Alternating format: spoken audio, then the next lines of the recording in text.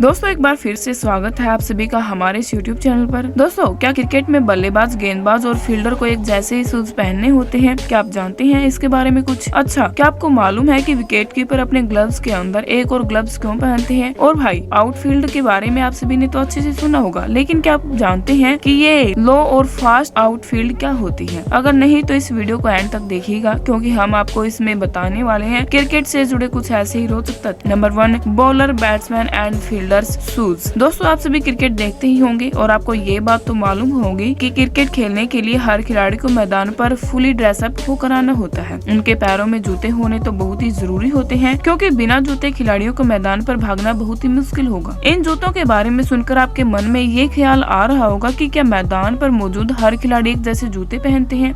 मैं आपकी जानकारी के लिए बता दूं, ऐसा बिल्कुल भी नहीं है, क्योंकि चाहे बल्लेबाज हो, फील्डर हो या फिर गेंदबाज हो, हर कोई अलग अलग तरह के शूज पहनते हैं अपने कंफर्ट के हिसाब से। शायद ये बात आपको मालूम होगी कि क्रिकेट में कई प्रकार के जूते इस्तेमाल किए जाते हैं, जैसे कि full spikes shoes, half spikes shoes, astroturf shoes और बूट्स रबर शूज, जो कि अलग अलग खिलाड़ियों द्वारा उसकी जरूरत के हिसाब से इस्तेमाल किए जाते हैं। वैसे अगर हम फुल स्पाइक्स वाले जूतों की बात करें तो इन्हें कोई भी इस्तेमाल कर सकता है। मेरा मतलब है कि बॉलर से लेकर बल्लेबाज और फील्डर, मतलब हर किसी के ये काम आते हैं। वहीं अगर हम हाफ स्पाइक्स शूज की बात करें तो इन्हें ज्यादातर बल्लेबाजों द्वारा ही इस्तेमाल किया जाता है, क्योंकि इन जूतों की मदद से बल्लेबाज 18 फुट वॉक कर सकता है और अपनी जरूरत के हिसाब से हिल की स्पाइक्स को हटा भी सकता है, जो कि आपने ज्यादातर बल्लेबाजों को करते हुए देखा भी होगा। और ऐसा इसलिए है क्योंकि स्पाइक्स की वजह से बल्लेबाज शॉट लगाते वक्त फंस भी जाता है और रन लेते समय भी वो गिर सकता है। हालांकि ऐसा नहीं है, हर बल्लेबाज हाफ स्पाइक्स के शूज इस्तेमाल करता है, क्योंकि कुछ बल्लेबाज ऐसे भी होते हैं जो बल्लेबाजी के दौरान फुल स्पाइक्स के जूतों का इस्तेमाल करते हैं। अब अगर बॉलिंग की बात की जाए तो बॉलर बॉलिंग के दौरान बूट्स या हाफ रबर वाले शूज का इस्तेमाल करते हैं, क्योंकि इनका सोल बहुत ही मजबूत होता है, जो कि रन अप करने में बल्लेबाज की मदद करता है। अब बात करते हैं फील्डर की, तो जान लीजिए फील्डर हमेशा फुल स्पाइक्स के जूते पहनना पसंद करते हैं, और ऐसा इसलिए है क्योंकि इन जूतों की ग्रिप बहुत ही ज्यादा अच्छी होती है और इसी तरह से वो दौड़ते वक्त स्लिप नहीं होती। Number 2, wicket keeper gloves. दोस्तों एक बात तो साफ है, जब से महेंद्र सिंह धोनी ने भारत की तरफ से विकेट कीपिंग की है, तब से हर एक टीम को अच्छे विकेट कीपर की दरकार होती है, क्योंकि धोनी ने विकेट कीपरों का जो कद था भाई वो बढ़ा दिया है। हम आपको अक्सर विकेट कीपर को कैच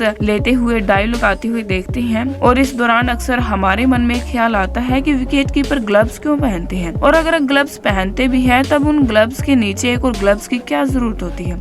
दोस्तों अगर कीपर के ग्लव्स पहनने की बात करें तो इसके पीछे एक बहुत ही बड़ा कारण होता है, और वो कारण ये है कि बॉलर के हाथों को बॉल से सुरक्षित रखना। अब आप सोच रहे होंगे कि क्या मैदान पर सिर्फ विकेट कीपर के हाथों को ही बॉल से सुरक्षित रखना होता है, क्या फील्डर के हाथ नहीं होते? अरे भाई देखिए, ऐसा नहीं है। बात ऐसी है कि जब भी कोई फील्डर फील्डिंग करता है तो बॉल की इतनी तेजी नहीं होती है और वो ज्यादा चोट भी नहीं करती, क्योंकि उसे सिर्फ हथेलियों की मदद से ही कैच किया जाता है। लेकिन जब विकेट कीपर विकेट के पीछे खड़ा होता है, उस वक्त बॉल को पकड़ना होता है और बॉल भी उसकी तरफ बहुत स्पीड से आती है। ऐसे में उसे पूरे हाथों का इस्तेमाल करना होता है, और जब भी कोई बॉलर बॉल डालता है तब उस बॉल का कीपर के हाथों पर 880 किलो के बराबर का फोर्स लगता है। तो कहीं बॉल तेज गति से विकेट कीपर को घायल न कर दे, इसलिए उसको ये ग्लव्स दिए जाते हैं, जो कि बहुत ही मोटे फोम के बने होते हैं, जिसमें चोट लगने का सवाल ही नहीं पैदा होता। अब आप सोच रहे होंगे कि ग्लव्स के अंदर एक और ग्लव्स भी क्यों पहनते हैं, इसकी क्या जरूरत होती है? तो दोस्तों इसके पीछे भी एक बहुत अच्छा कारण है, तो वो है बाहरी ग्लव्स को सुरक्षा प्रदान करना। दरअसल विकेट कीपर ग्लव्स के अंदर एक और पतली लेयर वाला ग्लव्स जो पहनते हैं, उससे बाहरी ग्लव्स को सुरक्षा मिलती है और उंगलियों से आने वाले पसीनों से वो खराब नहीं होते। खैर इन ग्लव्स से टीम को कोई किसी तरह का नुकसान नहीं होता, क्योंकि इनसे बॉल को सही ढंग से थ्रो किया जा सकता है या फिर उसे पकड़ा जा सकता है, और ये बाहरी ग्लव्स की तरह बिल्कुल भी मोटे नहीं होते जिनसे बॉल थ्रो ना की जा सके। तभी तो थ्रो करते समय कीपर सिर्फ बाहरी ग्लव्स ही उतारते हैं, ना कि अंदर मौजूद भीतरी gloves. Number 3, slow and fast outfield. दोस्तों क्रिकेट तो हम सभी देखते ही हैं, और इस दौरान हम में से ज्यादातर लोगों को कमेंट्री सुनना भी बहुत अच्छा लगता है। जब भी हम क्रिकेट देख रहे होते हैं तब किसी भी खिलाड़ी द्वारा लगाए गए शॉट पर हमें अक्सर ऐसा कमेंटेटर्स के मुंह से सुनने में आता है कि आउटफील्ड बहुत तेज है या फिर आउटफील्ड बहुत ही ज्यादा धीमी है। पर क्या आप जानते हैं कि इसका क्या मतलब है? अगर नहीं जानते तो कोई बात नहीं, चलिए मैं आपको बताती हूँ कि तेज और धीमी आउटफील्ड का क्या मतलब होता है। इससे पहले कि आप सभी आगे बढ़े, ये जान लीजिए कि आउटफील्ड क्या होती है। दोस्तों इसका मतलब होता है क्रिकेट पिच को घेरे हुए 30 से 8 सर्कल मैदान। जी हाँ दोस्तों, ये 30 या 8 सर्कल का मैदान ही आउटफील्ड कहलाता है। अगर हम धीमी आउटफील्ड की बात करें तो इसका मतलब ये है कि जब भी कोई बल्लेबाज बहुत ही तेजी के साथ बाउंड्री की तरफ शॉट लगाता है और बॉल को तेजी से हिट करने के बाद भी बॉल बाउंड्री तक नहीं पहुंचती, तब उसे धीमी आउटफील्ड कहा जाता है। और जिस मैच में धीमी आउटफील्ड होती है उस मैच में बहुत ही कम रन बनते हैं। खैर, अगर कोई खिलाड़ी छक्का लगाता है तो तब ज्यादा रन बनने के चांस हो जाते हैं, क्योंकि चौका धीमी आउटफील्ड में सवाल ही पैदा होता है। इसी तरह तेज आउटफील्ड का मतलब होता है बॉलर मैदान पर तेजी से बाउंड्री की तरफ बढ़ना।